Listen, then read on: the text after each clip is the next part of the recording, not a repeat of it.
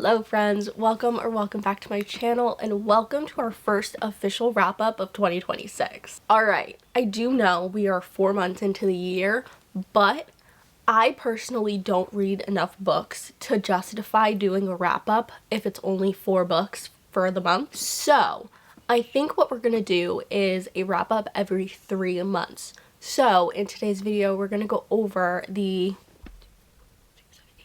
9 books I read between January and March. Alright, so we definitely kicked off our reading year on a rocky start because I did in fact only read 1 book in the month of January, and that was Quicksilver by Callie Hart. Alright, so if you don't know, Quicksilver is a romantasy book. It is the first book in a series, I believe. There are currently 2 books out. We have Quicksilver and Brimstone. Haven't gotten there yet, but I'm really excited about it based off of how Quicksilver went for me. So, personally, I went into Quicksilver not knowing much about it, so I will give you the short little premise that I had when I kicked off the book. So pretty much this book follows, I wanted to say Feyre for some reason. It's not her name. Sayrus. So this book follows Sayrus, who is a civilian in the lower class of the kingdom that they live in, and one day she tries to steal something off of a guard and gets caught and gets taken to the kingdom or to the palace and is interrogated by the queen because they think that she is a spy of some sort trying to go against the crown pretty much. And something happens, the ground opens up and this metal pool opens and out pops this man. She says that he is like death incarnate, and basically this man jumps out of a silver pool and takes her because she's useful of some sort. I don't know how to explain this without giving much away, but anyway, I ended up having a really good time with that book. I liked the relationship between Sayrus and the MMC Kingfisher. Their dynamic was really interesting. They had great banter, which, if you know me, banter is one way to keep my interest. If there's good banter, I am all for it. So that definitely was great. And then I'm also really intrigued by the lore that we started to get, especially towards the end of Quicksilver. To me, it just seems very different from the other books that I have read and the other fantasy worlds and magic systems that I have already been through and enjoyed. So I'm excited about it, and I'm excited to read Brimstone for sure. See what else Callie Hart's got up her sleeve. Alright, and then we move into February, which I did in fact read 4 months in the books of February. No, yeah, okay. I went into February trying to get out of my reading slump, so I started to pick up genres that aren't necessarily within my comfort zone. And the first book I picked up is That's Not My Name by Megan Lawley. This is a mystery thriller book, and oh my god. So pretty much this book follows 2 different timelines. You are following one of a girl who woke up on the side of the road, bloody, doesn't remember what happened to her, doesn't know her name, doesn't know anything about her life. And she ends up getting found and taken to the police station. And as they are trying to figure out who this girl is, what had happened to her, a man comes to the police station claiming that his daughter is missing, and that is her. He presents the proper identification and everything that he would need in order to say that that is his daughter, and she goes home with him. So we're following her trying to figure out and kind of remember what happened and how she got amnesia pretty much. So then we're following this guy named Drew. Recently his girlfriend has gone missing. He is the last person who saw her, and so of course the police, the town, and everybody thinks that he has something to do with it. But obviously we are in his point of view, and Drew is saying he didn't do anything to her, and so we are following him trying to figure out what happened to his girlfriend Lola. That was a lot of words. Anyways, I had a fantastic time with this book. This was a 1-day binge for me. I literally could not put this book down. You jump straight into the mystery, straight into the chaos, and trying to figure out what is going on. The plot twist plot twisted so good for me. I definitely thought I knew what was happening for most of the book, but it got me. It got me for sure. Every time I read a mystery thriller, I have a great time. I just don't tend to reach for them very often, which we are going to try to change this year. I ended up giving this book a 4-star. So then the next book that I read was Anxious People by Frederick Bachman. I was really excited to read this book because I have heard such amazing things about Frederick Bachman and his writing, and I completely agree. Both times that I have read a Frederick Bachman book, I have had so many underlined quotes. He has just a way with words I can't even explain. So in terms of this book, it is about a robbery gone wrong, pretty much. So you are following a bunch of characters that are involved in this hostage sort of drama. So you have the robber who goes to try to rob a bank, ends up failing, and ends up accidentally taking a room of people hostage at a apartment showing. And you get to meet every single character. You kind of understand why each of them are there, and kind of their motivations and just their backgrounds on life.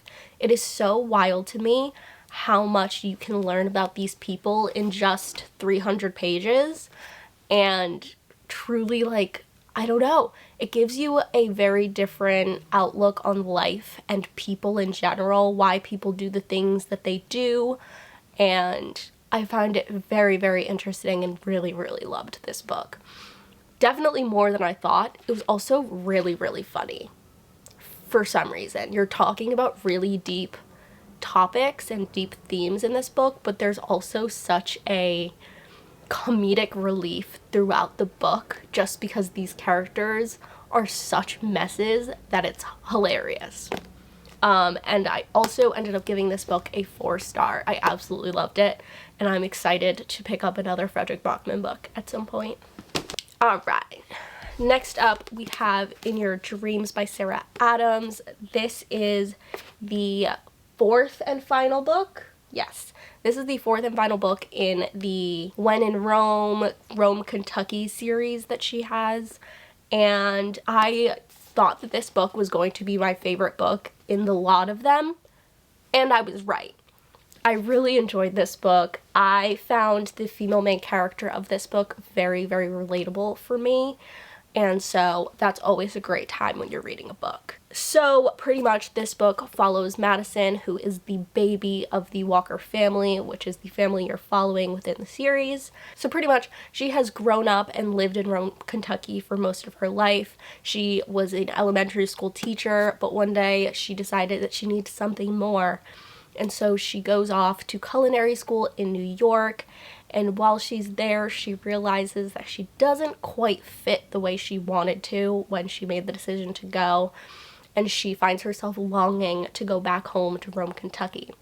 And so on the night of her graduation, she ends up accidentally calling a family friend that lives back in Rome, Kentucky, and he ends up offering her a job to work at his new restaurant.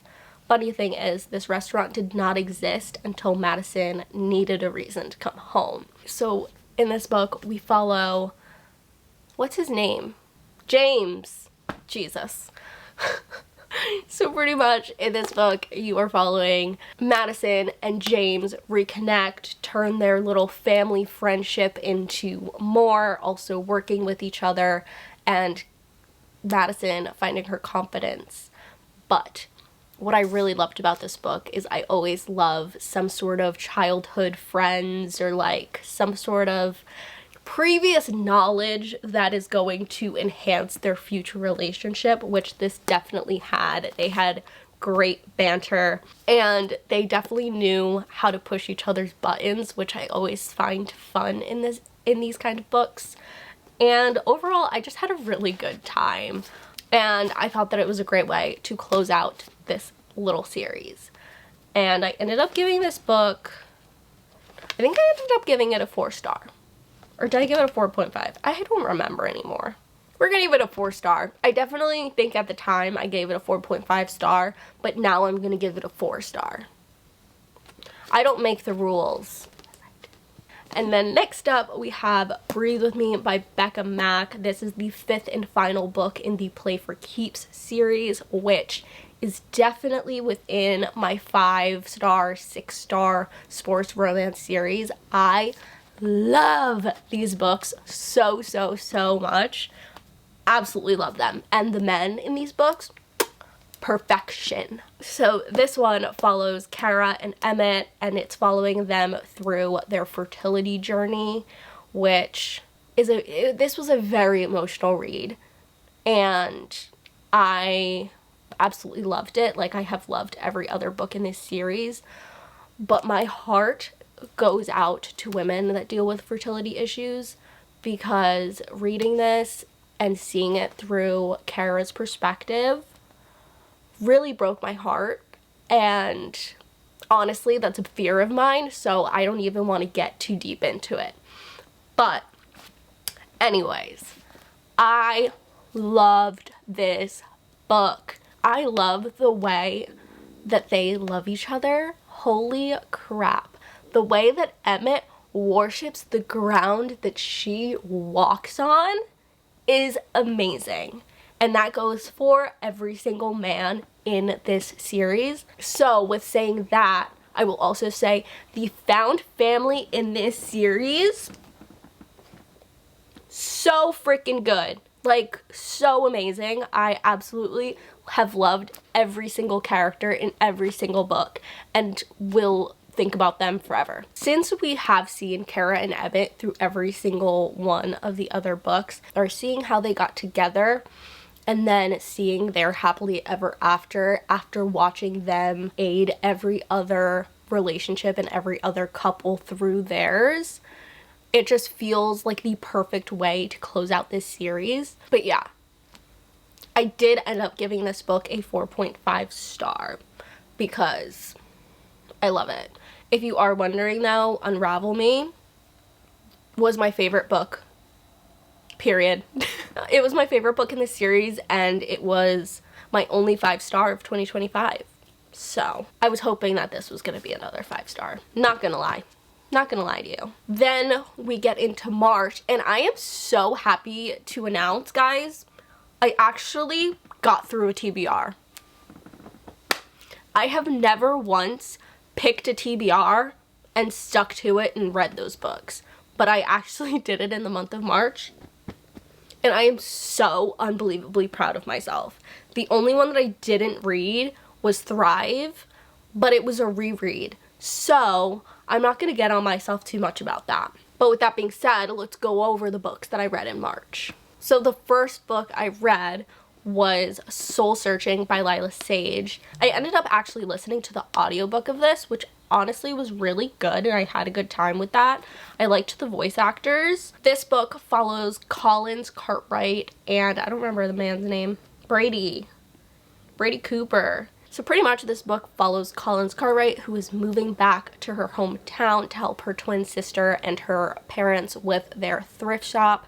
And instead of moving in with her twin sister, she ends up renting out a room in an upholstery shop, which is owned by none other than Mr. Brady Cooper. They're working together, they're living together, and funny thing about Collins though, she is actually able to see and speak to ghosts, which I think is so fun. That is such a fun little tidbit to add to this book, and I absolutely love it. Anything like haunted, creepy, I'm there for. I'm so there. And it just kind of felt like a cozy spooky book. This honestly would have been really good to read in the fall time or around Halloween. Honestly, I didn't have too many thoughts on this book. I kind of passively listened to it. It wasn't anything super groundbreaking. I did like the relationship between the two of them. They definitely brought out the best parts of each other, which I loved. Also seeing Brady kind of accept and go along with Collins and her ghost hunt and all of those things was super fun, and I really enjoyed that. And I'm also, the setup that we have for the next book, I'm also very curious about that, and I'm excited to read her twin sister's story. I think that'll be really fun. but I ended up giving this book a 3-star. Then we have Before I Let Go by Kennedy Ryan, which is a book that I have been dying to read for so long. It just took me a while to actually get there, but I really enjoyed this book, and this was a great introduction to Kennedy Ryan for me. I now have quite a few of her books on my radar that I'm very excited about. But this book follows Yasmin and Josiah, who were previously married, but thing after thing kept happening that slowly broke down their relationship, and so they ended up getting divorced. And in this book, you are seeing Yasmin navigate her life as a single woman, as a single mother, while also co-parenting and owning a restaurant with Josiah. But there's also the added part that there is definitely something that lingers between the two of them. There is still that chemistry there. There is still that love, which, so cute. This book had me feeling all the feels. It's a different kind of second chance romance. I feel like usually they're like childhood friends or a teenage relationship and early adulthood. Nothing that has gone to like a divorced couple getting back together. I don't know, something about it. It was just beautiful. I loved seeing the dynamic between Yasmin and Josiah even when they were divorced, because they still had a lot of respect for each other when it came to their co-parenting relationship and their business relationship within the restaurant, and seeing them navigate that. Also seeing them both go to therapy and kind of work things out and get to the bottom root of why everything went the way that it went. Everybody taking accountability for their actions in the hard time that they went through. All of it. It was just very like emotionally intelligent book, which I absolutely loved. I'm also very excited to read the other books in this series because they follow Yasmin's 2 friends that she has in this book, and seeing them in here, they were both just strong, powerful women, and also just strong friends for Yasmin in this time, and seeing little bits and pieces of them in this book. I'm so there. I'm so excited. But yeah, I ended up giving this book a 4-star, I want to say. Guys, I don't remember any of my ratings, if we're being so for real. Yeah, I ended up giving this book a 4-star. All right, then we have Training the Heart by Paisley Hope. This is the second book in the Silver Pine series. This one, it was a grumpy sunshine horse trainer, ranch owner type of deal. Wade owns his family's ranch, and he needs somebody to come in and help train his horses, specifically a horse to compete in the Kentucky Derby. So he hires Ivy, who is the sunshine horse trainer, and of course they come in, they butt heads because they have different ways that they would like to train the horse, and ultimately they fall in love. Honestly, I listened to this book, I audiobooked it, and honestly, if I hadn't audiobooked it, I probably would have DNF'd it. Which is so hard for me to say because I love a cowboy romance as much as the next girl. But this one just did not hit for me. And I really thought it was going to. I had really high hopes and I was really excited about it because I really enjoyed the first book in the season. But this one just, I don't know. It just wasn't doing it for me. I kind of just like didn't care. It felt very spice heavy, not much plot. I feel like we definitely missed plot on this. But the spice was good. It just, like, I need plot to go with the spice. And so, with that being said, I think I would give this book a 2.5 star. I will never think about this book again. And that's okay. I'm sure there's people out there that loved this. I just personally did not. Okay. Last but certainly not least, In Her Own League by Liz Tumforty. Oh my goodness. I love Liz Tumforty. I love her. Anything she writes, I will be buying and reading, without a doubt. This book is a spin-off of the Windy City series, which, if you did not know, is a 5-star, 6-star series for me, especially within the sports romance category. I love those books so much. That Found Family is absolutely amazing, and I think about them very often. So this book follows the female main character from Caught Up, her dad, and the manager of the Windy City baseball team. So pretty much in this book you have Reese, who has spent her whole entire life training to someday take over as the owner of the Windy City baseball team after her grandfather. But of course, men don't think women belong in baseball, so she definitely is going to have a harder time stepping into this world. And it's made slightly harder when she doesn't necessarily love the head coach of her baseball team.